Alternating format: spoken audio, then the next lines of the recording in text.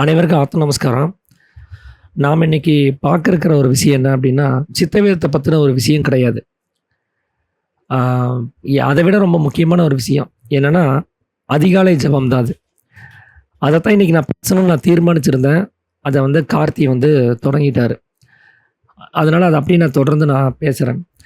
அது என்ன அப்படின்னா, நாம தூங்கி எந்திரிச்சதுமே, நம்மளுடைய அகங்காரம்ங்கிறது வெளியில வராம, வெறும் மனம் மட்டுமே வெளியில வந்திருக்கும். அந்த நேரத்த நம்ம சரியா ஜெபத்துக்காக யூஸ் பண்ணோம் அப்படின்னா, ஆ நிச்சயமா அந்த மனச நீங்க சீக்கிரமாவே அந்த பகுதிகள கொண்டு போய் நிறுத்திற முடியும். அது வேகமாவே அது நடந்துரும். அந்த ஆனந்தம்ங்கிற ஒரு விஷயத்த நீங்க சீக்கிரமாவே ருசி பார்க்க ஆரம்பிச்சிரலாம். அந்த மன அடங்குதல்ங்கிறது உங்களுக்கு சீக்கிரமாவே பழக்கப்பட்டுரும். அதனால தான் பைபிள்ல ஒரு வார்த்தை இருக்கு. "அதிகாலையிலே தேடுகிறவன் என்னை கண்டடைகிறான்" அப்படின்னு சொல்லி இயேசு கிறிஸ்து சொல்லுவாரு. ஏன் இந்த அதிகாலைய குறிப்பிட்டு சொல்றாங்க? இந்த அப்படி அந்த பிரம்ம முகூர்த்தம்னு சொல்லக்கூடிய அந்த 3 டூ 5 அப்படி அதில என்னதான் இருக்குது? ஏன் அந்த 3 மணிக்கு எந்திரிச்சு ஆசிரமத்தில உட்காந்து ஜெபம் பண்ணிட்டு இருக்கிறாங்க? ஒரு 4 மணி, 5 மணி, 6 மணி அப்பல்லாம் இதே பயிற்சி தான் ஓடுது. ஏன் அப்ப இது சாத்தியமாகாதா? அப்படின்னு கேட்டா, நிச்சயமா சாத்தியமாகாது. அந்த 3 மணி அப்படின்னு சொல்லக்கூடிய அந்த பிரம்ம முகூர்த்தத்த பத்தின ஒரு விஷயத்த தான் இன்னைக்கு பேசணும்னு நான் நெனச்சது. அதனால சித்தவேதம்ங்கிற ஒரு விஷயத்த நம்ம நாளைக்கு பண்ணிட்டு, இந்த அதிகாலை ஜெபம், இந்த பிரம்ம முகூர்த்தம்னா ஏன் அந்த பிரம்ம முகூர்த்தத்த நெறைய சித்தர்கள் வலியுறுத்துறாங்க? அந்த நேரத்தில ஏன் நம்மள பயிற்சி பண்ண சொல்லி ஒரு அட்வைஸ் பண்றாங்க அப்படிங்கிறத தான் இன்னைக்கு பார்க்க போறோம். ஏன்னா, அந்த அதிகாலை நேரத்தில நமக்கு தூக்கம் கலஞ்ச மாரியும் இருக்கும், கலையாத மாரியும் இருக்கும். அது நீங்க நல்லா உணர்ந்திருப்பீங்க. உங்களுக்கு சரியா ஞாபகத்துக்கு கூட எதுவுமே வராது. அப்பதான் தூங்கி எந்திரிச்சிருப்பீங்க. அடுத்தது என்ன பண்ண போறீங்கன்னு உங்களுக்கு தெரியாது. அது தெரியணும்னா அகங்காரம்ங்கிறது வெளிப்படணும். அதுதான் பிளானிங்க்கான ஒரு ஆளு. அடுத்தது நீங்க யார சந்திக்கணும்? அடுத்தது என்ன பண்ணணும்? பல்லு விளக்கணுமா? குளிக்கணுமா? சாப்பிட போணுமா? இல்ல வெளியில எங்கேயாவது வாக்கிங் போயிட்டு வரணுமா? இது எல்லாத்தையும் தீர்மானிக்கக்கூடிய ஆள் யாருன்னா, அந்த அகங்காரம் தான். அவர் எந்திரிக்கிறதுக்குள்ள நீங்க இந்த மனச உங்க சைட்ல நீங்க இழுத்துக்க முடியும். தூக்கத்துல நமக்கு என்ன நடக்குது அப்படிங்கிறத தெரிஞ்சுக்கிட்டோம்னா, நீங்க நீங்க முழிச்சுட்டு இருக்கும்போதே அந்த தூக்கத்த நீங்க விரும்ப ஆரம்பிச்சுருவீங்க. அந்த முழிச்சுட்டு இருக்கும்போது அதாவது நீங்க தூக்கத்திலேயே முழிச்சுட்டு இருக்கக்கூடிய நிலைமைய நீங்க அதிகமா விரும்ப ஆரம்பிப்பீங்க. ஏன்னா, தூக்க சமயத்தில நாம இல்லாம போயிடுறோம். அதனால அங்க என்ன நடக்குதுன்னு நமக்கு தெரியறது கிடையாது. அதே நீங்க நிஷ்டையில நீங்க இருக்கீங்க. அங்க உங்களுக்கு ஒரு ஆனந்தம் கிடைக்குது. தூக்க நேரத்தில எப்படி மனம் அந்த ஜீவன்ல லயப்படுதோ, அதே மாரி தான் நிஷ்டையிலயும் மனம் ஜீவன்ல லயப்படுது. ஒரு சம்யோக சமயத்திலயும் மனம் ஜீவன்ல லயப்படுது. அங்கெல்லாம் ஆனந்தம் கிடைக்குது. ஆனா தூக்கத்தில ஆனந்தம் கிடைக்குமா? அப்படின்னா கிடைக்கும். அது ஆனந்தத்தில தான் இருக்கிறோம். அந்த ஆனந்தம் தான் நமக்கு தூக்கமாவே இருக்கு. ஆனா ஆனந்தத்த உணர்றதுக்கு அங்க மனம் வேலை செய்யறதில்ல. அது ஆனந்தம் தான் அப்படின்னு தெரிவிக்கிறதுக்கு அந்த அகங்காரம்ங்கிறது அங்க இல்லாம போகுது. அதனால நம்ம ஆனந்தத்தில இருக்கிறோங்கிற உணர்வே இல்லாம நம்ம ஆனந்தத்தில இருப்போம், தூக்க சமயத்தில. அதனால தான் எவ்வளோ டயர்டா இருந்தாலும் தூங்கி எந்திரிச்ச உடனே நம்ம ஃப்ரெஷ் ஆயிடுறோம். அந்த முகம் பளிச்சுன்னு ஆயிருது. தூக்கத்தில இருக்கிறவங்களுடைய முகத்த பாருங்க. தூக்கத்த தவிர்த்துட்டே வர்றவங்க முகம் சோர்வடைஞ்சிரும். நல்லா தூங்கி எந்திரிக்கிறவங்களுடைய முகம் அந்த ஃப்ரெஷ்னஸா இருக்கிறதுக்கு அதுதான் காரணம். ஏன்னா, அந்த ஆனந்தத்த அவங்க அனுபவிச்சுட்டு வெளியில வர்றாங்க. அதுக்கு காரணம் என்ன அப்படின்னா, இந்த சயின்டிஃபிக்கா நம்ம பார்த்தோம் அப்படின்னா, நம்ம புது மதியத்தில பீனியல் கிளாண்ட் அப்படின்னு சொல்லுவாங்க. பீனியல் சுரப்பி. அங்க ஒரு சுரப்பி ஒண்ணு இருக்கு. அதத்தான் நாம சித்தர்கள்லாம் 3வது கண் அப்படின்னு சொல்றாங்க. அதுதான் சுழிமுனை அப்படின்னு சொல்லக்கூடிய நிலைமை. அதுக்கு இன்னொரு பேர் என்ன தெரியுங்களா? ஆனந்த சுரப்பின்னு பேரு. அங்கிருந்து தான் ஆனந்தம் சுரந்து வருது. அது சம்யோக நேரமாகட்டும், உங்களுடைய ஜெப சமயமாகட்டும், அந்த நிஷ்டையிலேயும் கூட உங்களுக்கு ஒரு ஆனந்தம் உண்டாகுதுன்னா, அதுக்கு பீனியல் கிளாண்ட் தான் காரணம். அந்த பீனியல் கிளாண்ட்ல அது எப்பவுமே அந்த ஆனந்தத்த சுரக்கிறது கிடையாது. அது ஆனந்தத்த சுரக்கணும்னா, அதுக்கு ஒரு கண்டிஷன் இருக்கணும். ஏன்னா, அது ஒரு சுரப்பிய சுரக்கணும். அந்த சுரப்பி பேர் என்னன்னா, அம் மெலட்டன் அப்படின்னு சொல்லக்கூடிய ஒரு சுரப்பி. மெலட்டோன் அப்படிம்பாங்க. அந்த மெலட்டோன் என்ன பண்ணுதுன்னா, நமக்கு அதுதான் தூக்கத்துக்கான சுரப்பியா இருக்கு. தூக்கத்த வர வைக்கக்கூடியது. நீங்க சரியா ஒரு வழிமுறையோட நீங்க தூங்க ஆரம்பிச்சீங்க. இப்ப நைட் 9 டூ 10 நீங்க தூங்க ஆரம்பிச்சிட்டீங்க அப்படின்னா, நீங்க ஆழ்ந்த தூக்கத்துக்குள்ள போறதுக்கு ஒரு 2 மணி நேரம் ஆகும். 1 மணி நேரத்துலேருந்து 2 மணி நேரம் ஆகும். அதுக்கப்புறம் தான் நீங்க ஆழ்ந்த தூக்கத்துக்குள்ளாரே போவீங்க. ஏன்னா தூங்குன உடனே ஒருத்தர ஈஸியா எழுப்பிடலாம். கொஞ்சம் நேரம் ஆயிடுச்சுன்னா எழுப்புறது கஷ்டம். அதுக்கு காரணம் அவங்க ஆழ்ந்து போயிட்டாங்கன்னு அர்த்தம். அந்த ஆழ்ந்து போறதுக்கான காரணம் கொஞ்ச நேரத்தில் அந்த மெலட்டன் அப்படின்னு சொல்லக்கூடிய அந்த சுரப்பி சுரந்துரும். அது சுரந்துருச்சுன்னா நீங்கள் உங்களை மறந்துடுவீங்க. அந்த சமீரணனுங்கிற கதி ஓடுனா தான் அந்த சுரப்பி அது சுரக்கும். இல்லைன்னா அது சுரக்காது. நமக்கு தெரிஞ்சோ தெரியாமலோ தூக்க சமயத்தில் அந்த கதி ஓடிடுது. அதனால மெலட்டன் சுரந்துருது. இப்போ அந்த சமீரணனுங்கிற கதியை நீங்கள் பகலில் ஓட்டுனீங்கன்னா அந்த கதி எப்படி இருக்கும்னு நீங்கள் தெரிஞ்சு நீங்கள் பகலில் ஓட்டுனீங்கன்னா அப்போவே நீங்கள் ஆனந்தத்தை அனுபவிக்க முடியும். ஏன்னா மெலட்டன் சுரக்க ஆரம்பிச்சிடும். ஆனால் நீங்கள் ஞாபகத்தில் இருக்கிறதுனால உணர்வாக இருக்கிறதுனால அது தூக்கமாக இருக்காது. அது வெறும் ஆனந்தமாக மட்டுமே அனுபவிக்க முடியும். நீங்கள் உணர்வு இல்லாமல் போகும்போது அது தூக்கமாக மாறிடுது. அந்த உணர்வு இல்லாத தன்மை தான் நம்ம தூக்கம்னு சொல்கிறோம். தூக்கம்ங்கிறது ஒரு செயலோ ஒரு தொழிலோ அல்லாது. நம்முடைய உணர்வு இல்லாமல் போகக்கூடிய நிலைமை தான் தூக்கம்ங்கிறது. உணர்வோடு இருக்கும்போது அது தூக்கம் அல்ல, அது ஆனந்தம்னு சொல்கிறோம். அப்போ அந்த மெலட்டன் அப்படிங்கிறது சுரக்கணும் அப்படின்னா அதுக்கு ஒரு டைமிங் இருக்குது. அது சுரக்கிறதுக்கு ஒரு 11 மணிக்கு சுரக்குதுன்னா ஒரு 2 மணி 3 மணி வரைக்கும் அது இருக்கும். அது வரைக்கும் ஆழ்ந்த தூக்கம்ங்கிறது இருக்கும். அதுக்கப்புறம் அது இருக்காது. அந்த மெலட்டின்கிற சுரப்பி சுரக்கிறது நிறுத்திடும். டெய்லி நைட் இது தான் நடந்துட்டு இருக்குது. அப்போது அந்த சுரப்பி சுரந்து அப்போ தான் அது நிறுத்தியிருக்கும். அந்த நேரத்தில் எந்திரிச்சு உட்காந்து நீங்கள் ஜபத்தில் உட்காந்தீங்கன்னா டக்குன்னு மனசு உள்ளே அடங்கிடும். ஏன்னா ஆனந்தம் ஏற்கனவே ரெடியாக இருக்குது. நீங்கள் பாடுபட்டு கஷ்டப்பட்டு நீங்கள் உழைச்சி அந்த ஆனந்தத்தை வர வைக்க வேண்டிய அவசியம் இல்லை. அங்கே இன்ஸ்டண்ட்டாக அங்கே இருக்கும் நம்ம புருவ மத்தியத்தில். அதனால தான் அதிகாலை ஜபத்தை அவங்க தேர்ந்தெடுக்க சொல்கிறாங்க. அந்த இன்ஸ்டண்ட்டான அந்த ஏற்கனவே அந்த ஒரு ஆனந்தம் நமக்குள்ளே இருக்குது. அப்போ தான் வெளியில் வந்துருக்குறோம். உடனே உள்ளே போய் அந்த ஆனந்தத்தை கண்டினியூ பண்ணுறது ரொம்ப சுலபம். வெளியில் வந்துட்டிங்கன்னா மறுபடியும் அந்த சுரப்பியை சுரக்க வச்சு அந்த ஆனந்தத்தை நீங்கள் திரும்பவும் அந்த மெலட்டினை சுரக்க வச்சு நீங்கள் அந்த ஆனந்தத்தை அனுபவித்து நிஷ்டையில் உட்கார வைக்கிறதுங்கிறது நீங்கள் படாத பாடுபட வேண்டிய அவசியம் ஏற்படும். அதனால தான் அவங்க பிரம்ம முகூர்த்தத்தில் அவங்க எந்திரிச்சு அந்த பயிற்சியை செய்ய சொல்லி நம்மளை வந்து வலியுறுத்துகிற ஒரு விஷயம். அப்போ அந்த பிரம்ம முகூர்த்தத்தில் எந்திரிக்கணும்னா முதல்ல எனக்கு வந்து அது மேலே அக்கறை வேணும். இல்லை நான் இதை தொடர்ந்து செய்யணும், நான் வந்து ஞானம் அடையணும், நான் வந்து மோட்சம் அடையணும் அப்படின்னு ஒரு அக்கறை எனக்கு வேணும். ஆனால் நடைமுறையில் நீங்கள் கவனித்து பார்த்தீங்கன்னா அது இல்லைன்னு தான் நம்ம சொல்லணும். ஏன்னா சின்ன சின்ன ஒரு சில்லியான ரீசனுக்கெல்லாம் இந்த ஜபத்தை நம்ம தள்ளி போட்டுறோம். என்னைக்காவது நம்ம ஃபோனை போட்டு கம்பெனிக்கு எனக்கு பிடிச்ச படம் போட்டிருக்கிறாங்க டிவியில், நான் அதை பார்த்துட்டு வரேங்க, எனக்கு பர்மிஷன் வேணும்னு கேட்டிருக்கிறோமா? கேட்டால் அவங்க கொடுப்பாங்களா? ஆனால் அந்த பிடிச்ச படத்துக்காக நம்ம ஜபத்தை தள்ளி போட்டிருக்கிறோம். ஒரு நண்பர் டீ குடிக்க கூப்பிட்டாருங்க, நான் போயிட்டு அப்புறமா கம்பெனிக்கு வரேங்கன்னு நம்ம கூப்பிட்டு நம்ம ஒரு பதில் சொல்ல முடியுமா அந்த கம்பெனிக்கு? சொல்ல முடியும். இந்த சில்லியான காரணத்துக்கு நம்ம திட்டு தான் ஒழுகும். நீ மரியாதையே வரையா இல்லை உங்கள் சீட்டை கிழிச்சு கொடுக்கட்டுமான்னு கேட்பாங்க. ஆனால் ஜபத்தை தள்ளி போகிறதுக்கு இந்த சில்லியான ரீசன்களே நமக்கு போதும். நம்ம 7 to 8 தொடர்ந்து ஜபிக்கலான்னு ஒரு தீர்மானம் எடுத்து உட்காந்து ஜபம் பண்ணுறோன்னு வச்சுக்கோங்க. ஒரு நண்பர் ஃபோன் பண்ணுவார், டீ கடைக்கு வரீங்களா, அப்படி டீ சாப்பிட்டு கொஞ்சம் பேசிட்டு போகலாம், இந்த வழியாக வந்தேன், அப்படியே உங்களை சந்திக்கலான்ட்டு அப்படிம்பாரு. உடனே ஜபத்தை போஸ்ட்பான் பண்ணிவிட்டு அங்கே ஓடிடுவோம். ஏன்னா இதை கண்காணிக்கிறதுக்கு ஆள் இல்லை, இதை தட்டி கேட்குறதுக்கு ஆள் கிடையாது. நீங்கள் தான் எஜமானன், நீங்கள் தான் மேனேஜ்மெண்ட்டில் இருக்கீங்க. அதனால் உங்களை நீங்களே ஈஸியாக எக்ஸ்கியூஸ் பண்ணிக்கிறீங்க. பரவாயில்ல நாளைக்கு பார்த்துக்கலாம், ஒன்றும் தப்பு கிடையாது, இதை கவனிப்போம் அப்படின்னு நீங்கள் மாற்றிக்கிறீங்க. அங்கே ப்ராப்பராக ஒரு அட்டண்டன்ஸ் வந்துச்சு, அந்த அட்டண்டன்ஸை எல்லாருமே கவனிக்கிறாங்க அப்படிங்கிற சூழல் வந்துச்சுன்னா உங்களால் தப்பிக்க முடியாது. உங்களை இதை பற்றி கேள்வி கேட்கறதுக்கு இன்னொரு ஆள் இருக்கிறாரு அப்படின்னா அந்த ஆளுக்கு பயந்தாவது இதை நீங்கள் ஒழுக்கமாக பண்ணுவீங்க. அந்த ஃபஸ்ட்டு இம்பார்ட்டன்ட்ங்கிறத நீங்கள் இதுக்கு கொடுக்க ஆரம்பிப்பீங்க. அதுக்கு நாமளே மேனேஜ் பண்ணுறதுக்கு நமக்கு தெரியலை. நம்ம நிறைய எக்ஸ்கியூஸ் கொடுத்து ஈஸியாக மன்னிச்சிடுறோம்.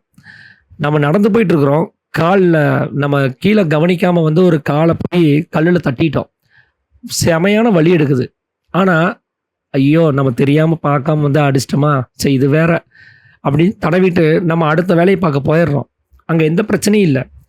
நீங்கள் உங்ககிட்ட மன்னிப்பும் கேட்கல, ஏன்னா நீங்கள் தப்பு பண்ணியிருக்கிறீங்க. நீங்கள் அந்த கல்லை பார்க்காம வந்து உங்கள் உடம்ப மோதிட்டீங்க, நீங்கள் தப்பு பண்ணியிருக்கிறீங்க, கவனக்குறைவு உங்களோடது. ஆனால் நீங்கள் உங்ககிட்ட மன்னிப்பு கேட்கல, நீங்கள் மன்னிச்சிட்டேன்னு உங்ககிட்ட சொல்லவும் இல்லை. அங்கே அப்படியே அந்த பிரச்சனை சால்வ் ஆகிடுச்சு. ஓ கவனிக்கலையா, சரி அப்படின்ட்டு போயிட்டோம். இதே நீங்கள் பஸ்ஸில் ட்ராவல் பண்ணிகிட்டு இருக்கும்போது பக்கத்தில் இருக்கிற ஒருத்தர் உங்கள் காலை மிதிச்சிட்டாருன்னு வச்சுக்கோங்க, நீங்கள் அவரை சும்மா விடுவீங்களா? ஏன்டா எருமை மாடு மாதிரி வந்து அங்கே இடமா இல்லை, இங்கே வந்து கால் மேலே தான் ஏறி நிற்பியான்னு சொல்லி சண்டைக்கு போவோம்ல. ஏன்னா ஒரு பிரச்சனை வரும்போது, ஒரு நஷ்டம்னு வரும்போது அது நாம் செஞ்சுருந்தா நமக்கு நாமே ஈஸியாக மன்னிச்சிட்றோம். ஆனால் அது அடுத்தவங்கனால வருதுங்கிறப்போ நம்மளால் தாங்கிக்க முடியறதில்ல, உடனே பிரச்சனைக்கு போயிடுறோம். அது எப்படி, உனக்கு கண்ணு தெரியாதா, நான் உன் காலை மிதிச்சா நீ சும்மா இருப்பியா அப்படின்லாம் கேட்க தோணுது. ஆனால் நமக்கு நாமே அந்த எக்ஸ்கியூஸ் வந்து சீக்கிரமாக கொடுத்துக்கிறோம். அந்த பழக்கம் தான் இந்த ஜெபத்தை தள்ளி போடுறதுலையும் வருது. அந்த பழக்கம் தான் நாம் அந்த வரைமுறையை, அந்த சரியான ஒரு வரைமுறையை ஃபாலோ பண்ண முடியாமல் ஒரு தடங்கலாக இருக்குது. இல்லைங்க இப்போது ட்ராவலு டயர்டு, அதனால் கொஞ்சம் லேட்டாக எந்திரிக்க வேண்டியதாக இருக்குது. சரி நம்ம நாளைக்கு ஜெபம் பண்ணுவோம், இப்போ எந்திரிச்சு குளிச்சு ரெடியாகி போகிறதுக்கு நேரம் சரியாக போயிடும் அப்படின்னு உடனே போஸ்ட்பான் பண்ணுறோம். இனிமேல் அந்த வேலை இருக்கக்கூடாது, அதை நம்ம ஸ்ட்ரிக்டாக ஃபாலோ பண்ணணும். எப்படி ஒரு கம்பெனியில் 8:30 மணி டியூட்டி டைம்னா 8:30 மணிக்கு போய் கையெழுத்து போடுறதுக்காக எவ்வளோ ஸ்பீடாக போகிறோம், டிராஃபிக்கில் ஹார்ன் அடித்து ஓவர்டேக் பண்ணிவிட்டு எப்படியாவது போய் இந்த 8:30க்கு சைன் பண்ணியே ஆகணுங்கிற எவ்வளோ ஒரு அந்த உன்னிப்போட போகிறோம், எவ்வளோ ஒரு முனைப்போட போகிறோம். ஒரு பணம் சம்பாதிக்கிறதுல காமிக்கக்கூடிய அந்த ஒரு இன்ட்ரெஸ்ட்டு நாம் நம்மளுடைய உயிரை காப்பாற்றக்கூடிய அந்த பயிற்சிக்கு நம்ம கொடுக்கறதில்ல. அது ரொம்பவும் வேதனையான விஷயம் அது. ஏன்னா அதனுடைய முக்கியத்துவம் நமக்கு தெரியறது கிடையாது.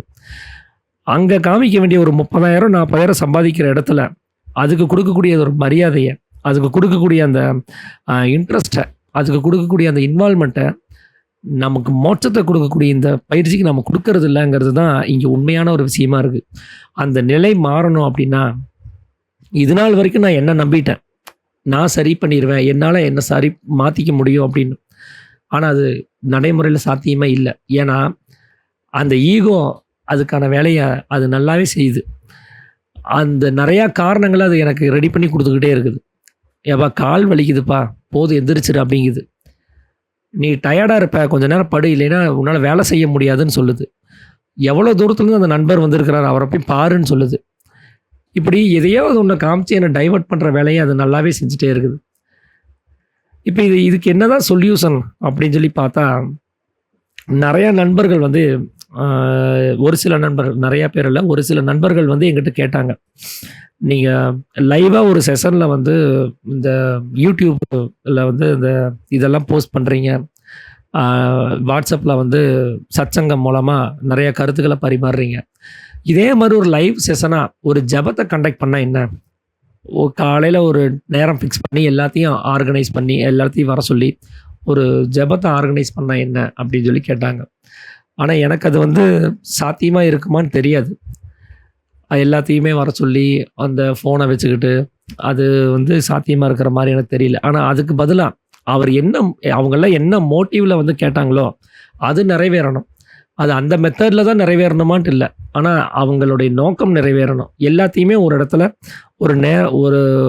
ஒரு அட்டண்டன்ஸில் வந்து ஜாயின் பண்ண வைக்கணும். அப்போ நான் இன்றைக்கி ஜெபம் பண்ணிட்டேனா இல்லையாங்கிறது இன்றைக்கி யாருக்கும் தெரியாது. நான் இன்றைக்கி பண்ணனா இல்லையான்னு கேட்டிங்கன்னா, என்னால் பண்ணுனேன்னு பொய் கூட சொல்ல முடியும், பண்ணுனேன்னு உண்மை கூட சொல்ல முடியும். இதில் எது பொய் எது உண்மைன்னு உங்களுக்கு தெரியாது. நீங்கள் கேட்க போகிறதும் இல்லை, நான் அதை பற்றி சொல்ல போகிறதும் இல்லை. ஆனால் உங்களுக்குள்ள ஒரு அபிப்பிராயம் இருக்கும்ல, நம்மளை தவிர வேறு யாரை பார்த்தாலும் ஒரு அபிப்பிராயம் இருக்கும்.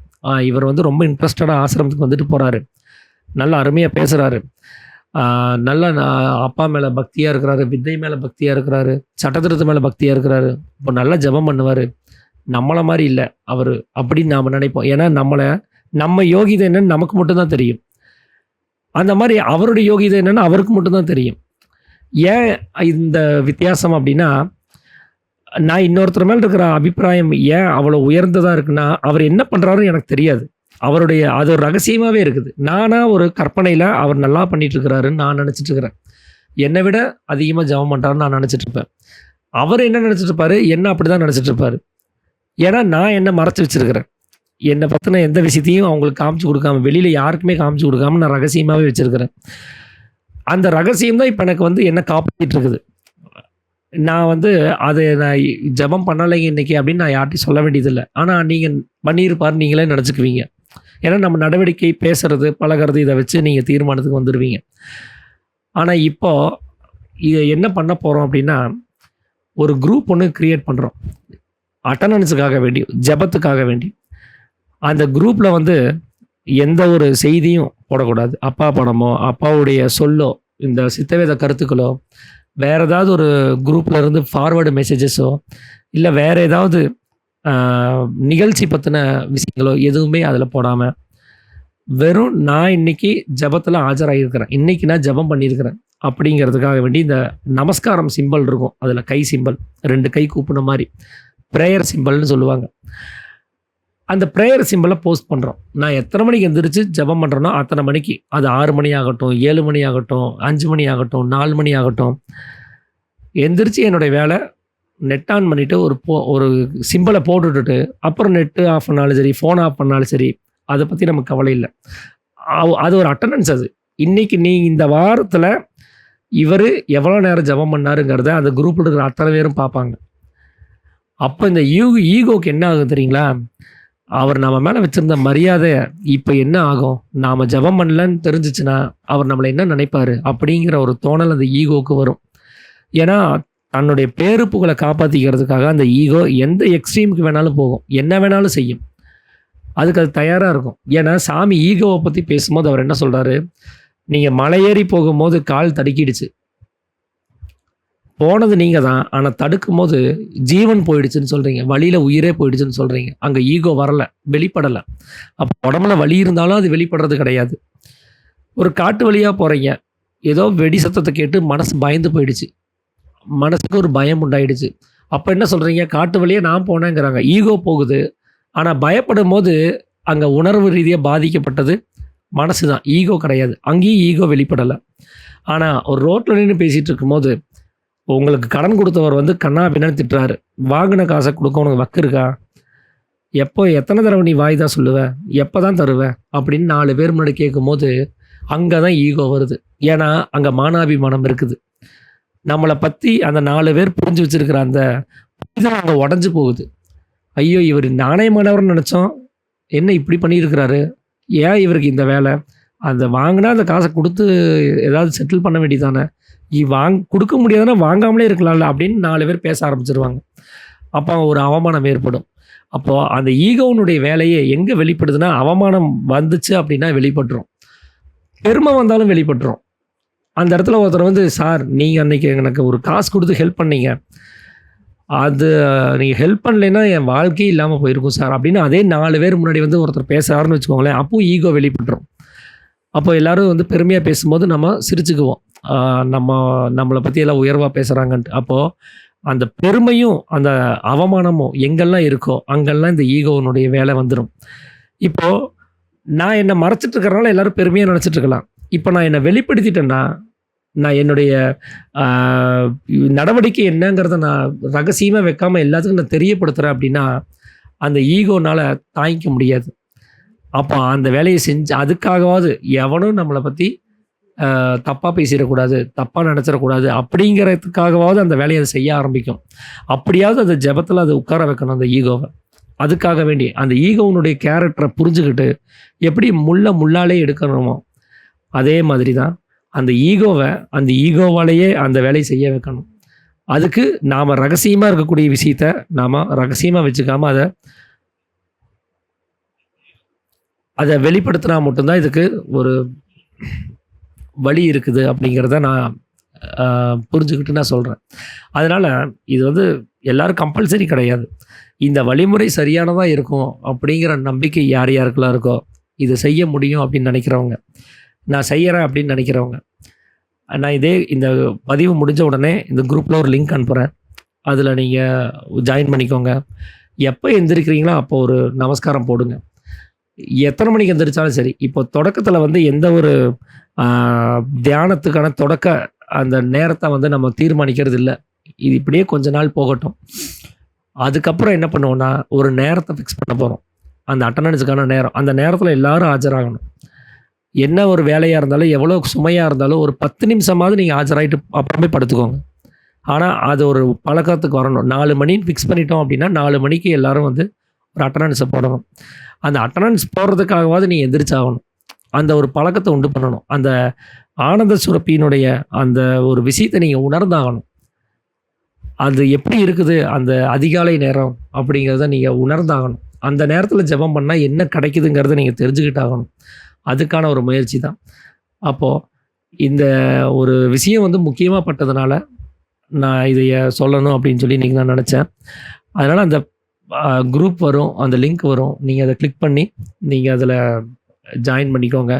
இதை வந்து மற்ற குரூப்புகளில் வந்து பதிவிடுறது வந்து இது சரியான புரிதலோடு இருந்துச்சுன்னா அது அவங்களுக்கு பிரயோஜனமாக இருக்கும். நம்ம எதுக்காக இந்த குரூப் உண்டு பண்ணோம் அப்படிங்கிற அவங்க எத்தனை நாள் ஜபிக்கிறாங்கன்னு அவங்க விளம்பரப்படுத்துகிறாங்கன்னு சொல்லிட்டு போயிடுவாங்க.